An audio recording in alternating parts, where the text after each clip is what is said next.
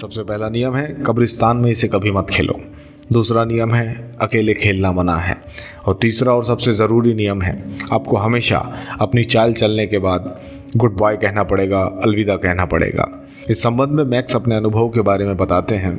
एक दिन मेरी माँ एक ओइजा बोर्ड लेकर घर आई। मनुष्य सदैव ही किसी मिस्ट्री, रोचक फैक्ट्स और रहस्य की तरफ आकर्षित होता रहता है। यह मानव समाज की एक बेहद खास बात है कि जब भी उन्हें किसी चीज़ में कोई रहस्यमयी या अविश्वसनीयता दिखती है वह चीज़ों को खुद एक बार ट्राई करके उसे अनुभव करने की कोशिश में लगा रहता है। आज का हमारा यह एपिसोड ऐसे ही एक बेहद विचित्र खेल के बारे में है जिसे जानते ही आप में से बहुत लोगों से मन में उत्सुकता जागृत होगी और आपका मन इस डरावने खेल को एक बार ट्राई करने को कहेगा। लेकिन उससे पहले हम आपको यह चेतावनी देना चाहते हैं कि कृपया इस खेल को खुद ट्राई करने की कोशिश न करें।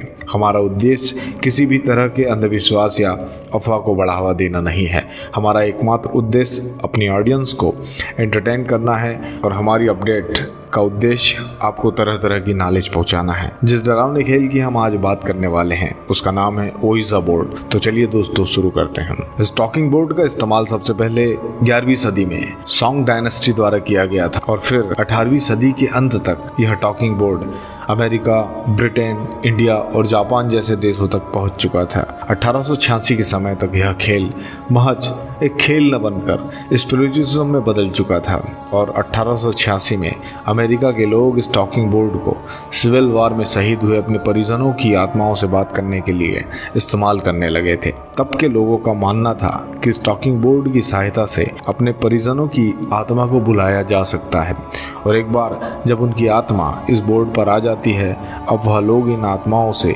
कोई भी सवाल पूछ सकते हैं और बोर्ड पर रखे प्रिंट हेड खुद ब खुद हिलने लगते हैं और आत्मा का आह्वान करने वाले लोगों के सवालों का जवाब देने लगते हैं।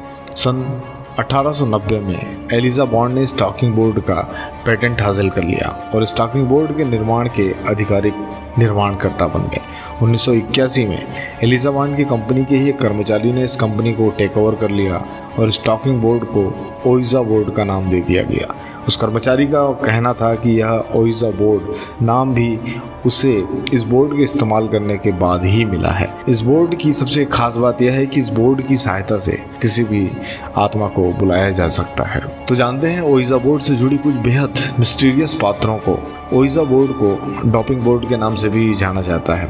एक चकोर बोर्ड होता है जिस पर A to Z अल्फ़ाबेट्स और 0 से 9 तक लेटर लिखे होते हैं। इसके अलावा इसमें नो और यस को अंकित किया जाता है और इस खेल को खेलने के लिए किसी भी छोटी और चपटी वस्तु का इस्तेमाल किया जाता है जिसे प्लैनेट्स कहा जाता है। इस बोर्ड की सबसे खास बात यह है कि इस बोर्ड की सहायता से किसी भी आत्मा को बुलाया जा सकता है, लेकिन बुलाई गई आत्मा कोई हॉली स्पिरिट होगी या दुष्ट आत्मा यह कहना मुश्किल है। इस वजह से इसे महज एक खेल नहीं कहा जा सकता क्योंकि यह खेल कई बदनसीब लोगों की मौत और बर्बादी का कारण भी बन चुका है। ओइजा बोर्ड के कारण कई लोग धार्मिक पोजीशन के शिकार भी हो चुके हैं। पैरानॉर्मल घटनाओं के शोधकर्ता और विशेषज्ञों का कहना है कि मौजूदा बोर्ड हमारी वास्तविक दुनिया और पैरानॉर्मल दुनिया के बीच गेटवे खोलने में सक्षम है। यदि एक बार यह गेट खुल जाता है तो आत्मा और रूहानी ताकतों का ओइजा बोर्ड इस्तेमाल करने वाले के घर में आना जाना बेहद आसान हो जाता है और वह किसी को भी अपना शिकार बना सकते हैं। वैसे तो इस बोर्ड के बारे में कई कहानियां हैं, लेकिन हम आपको मैक्स के एक्सपीरियंस के बारे में बताते हैं। मैक्स हमें बताता है इस खेल के 3 सबसे ज़रूरी नियम हैं जिसका आपको ओइजा खेलते समय पालन करना होगा। सबसे पहला नियम है कब्रिस्तान में इसे कभी मत खेलो। दूसरा नियम है अकेले खेलना मना है और तीसरा और सबसे ज़रूरी नियम है आपको हमेशा अपनी चाल चलने के बाद गुड बाय कहना पड़ेगा, अलविदा कहना पड़ेगा। इस संबंध में मैक्स अपने अनुभव के बारे में बताते हैं। एक दिन मेरी माँ एक ओइजा बोर्ड लेकर घर आई और उसने बताया कि यह उन्हें किसी ने गिफ्ट किया है। उसके बाद मैं अपने दोस्तों से पता किया कि ओइजा बोर्ड क्या होता है तो मेरे दोस्तों ने बताया कि एक ऐसा गेटवे है जिसे पैरानॉर्मल एक्टिविटी के साथ कनेक्ट किया जा सकता है और मेरा मन भी किया कि मैं इसका उपयोग करता हूँ। उसके बाद एक दिन मेरी माँ जब रसोई में थी तो मैंने लिविंग रूम में अंधेरा कर दिया और एक आत्मा से संपर्क करने की कोशिश करने लगा। थोड़ी देर बाद मैंने अपने कमरे में ठंडक सी महसूस की और मेरे कानों में कुछ फुसफुसाहट सुनाई दी और तभी मैंने कमरे में आवाज़ लगाकर पूछा कि कौन है, क्या नाम है तुम्हारा।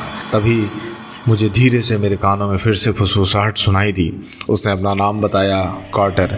मैंने कार्टर से पूछा कि मरना कैसा होता है, तो उसने बताया एकदम ठंडा और अकेलापन।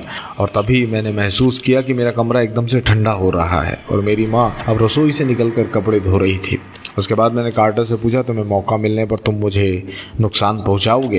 कार्टर ने इस बात का कोई उत्तर नहीं दिया और इसकी इस बात से मुझे काफ़ी डर महसूस हुआ और ऊपर कमरे में चला गया अपनी माँ को देखने के लिए। और मैंने उस खेल को गुड बाय नहीं कहा था।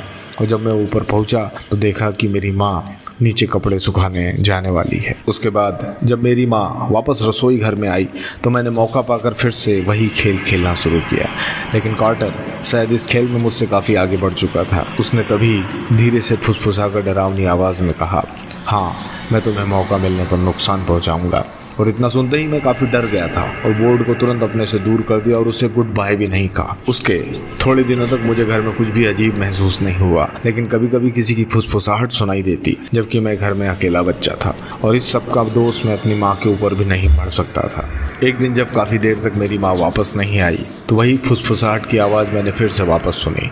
और जब मैं इस चीज़ पर ध्यान देना बंद कर दिया तभी कुछ अचानक से अजीब चीज़ें होने लगी, जैसे प्लेट का गिरना, कटे चाकू, चम्मच बहुत से काउंटर से नीचे गिर रहे थे और दरवाज़ा भी अपने आप खुल और बंद हो रहा था। और जब कोई चल भी नहीं रहा था तो मुझे फर्श पर किसी के चलने की आहट महसूस हो रही थी। और जब मैंने अपनी माँ को यह समझाने की कोशिश की कि इस घर में हमारे अलावा भी कोई है तो मेरी माँ ने इस बात से पूरी तरह से इनकार कर दिया कि इस घर में कोई है। मेरी माँ ने स्पष्ट कहा कि यह घर पुराना होने के कारण तुमको ऐसा आभास होता है।